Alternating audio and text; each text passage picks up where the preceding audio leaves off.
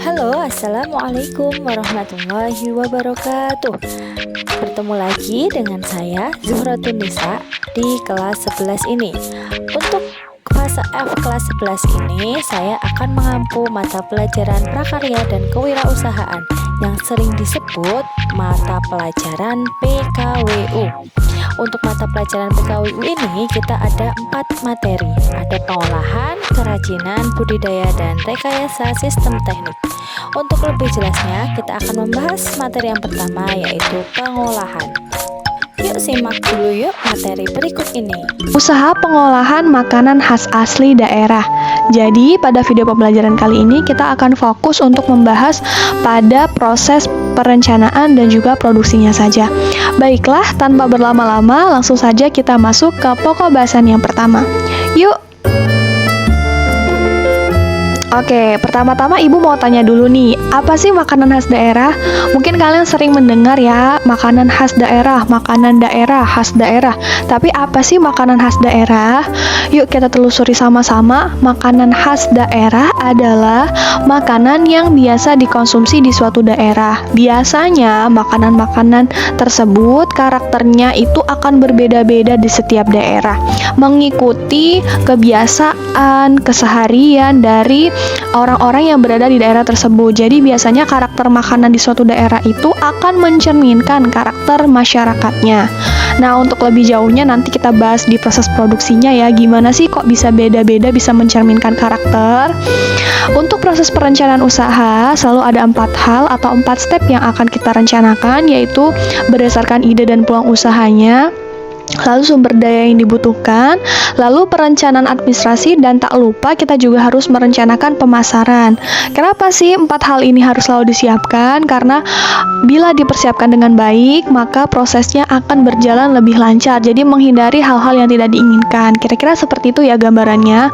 Yuk kita lihat gimana sih ide dan peluang usaha dari makanan khas daerah ini. Kalau kita lihat, di sini Ibu tulis sangat menjanjikan berkaitan dengan sumber daya alam. Tentu saja, makanan khas asli daerah yang kita miliki itu pasti sumber dayanya atau bahan-bahan pembuatannya itu pasti berasal dari negara kita sendiri, tidak mungkin didapat dari negara lain. Oleh karena itu, ini menjadi hal yang sangat potensial apabila dikembangkan. Selain itu, mempertahankan budaya maupun makanan merupakan salah satu hal yang secara hukum tidak tertulis itu wajib dilakukan oleh kita, bangsa Indonesia itu sendiri. Makanya, ini sangat berpeluang yang amat besar. Selain itu, makanan khas daerah memang sudah pasti dimakan oleh orang-orang daerah tersebut, makanya potensinya mungkin cukup besar selain makanan itu dimakan sehari-hari oleh manusia. Untuk sumber daya yang dibutuhkan selalu ada 6M ya. 6M inilah unsur-unsur yang tidak boleh dihilangkan dalam menyusun segala sumber daya yang dibutuhkan ketika ingin membuat usaha, mulai dari man atau tenaga kerja atau sumber daya manusia, lalu ada money atau modal ataupun sumber daya, lalu ada material ataupun bahan baku, lalu ada mesin ataupun alat kerja, ada metode ataupun cara kerja, dan yang terakhir ada market ataupun pemasaran. Jadi 6 hal ini akan dikombinasikan untuk membuat suatu usaha. Yang akan terlihat perbedaan pada unsur-unsur 6M ini pada setiap bidang usaha akan terlihat pada segi material, mesin, dan juga metode. Biasanya akan sedikit terlihat perbedaan itu di 3 poin tersebut. Dan yang terakhir, untuk perencanaan administrasi dan pemasaran, biasanya kalau administrasi itu persiapan pencatatan dan pembukuan berkas-berkas keperluan usaha. Jadi ada hal-hal yang harus memang disiapkan secara administratif, itu harus direncanakan dari awal supaya nanti kegiatan usahanya tidak terhambat. Begitu juga pemasaran nih.